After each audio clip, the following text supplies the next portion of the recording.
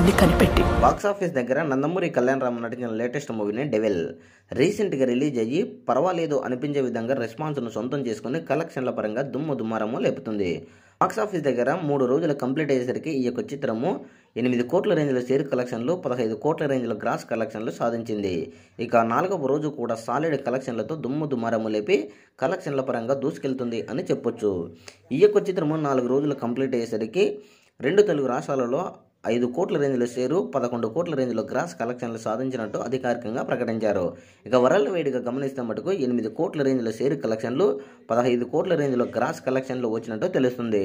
21 కోట్ల break even బరిలో దిగిన ఈ చిత్రము 4 రోజులు కంప్లీట్ అయ్యేసరికి 8 కోట్ల రేంజ్లో షేర్ కలెక్షన్లు, 15 కోట్ల రేంజ్లో గ్రాస్ కలెక్షన్లు వచ్చాయి.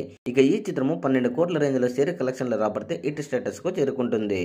ఈ యొక్క చిత్రము ఇప్పుడు సంక్రాంతి వరకు ఏ సినిమాలు లేవు కాబట్టి బ్రేక్ ఈవెన్ అంత పెద్ద కష్టమేమి కాదని చెబుతున్నారు. డెవిల్ యొక్క 4 రోజుల కలెక్షన్లపై మీ అభిప్రాయాన్ని కామెంట్ కూడా తెలియజేయండి.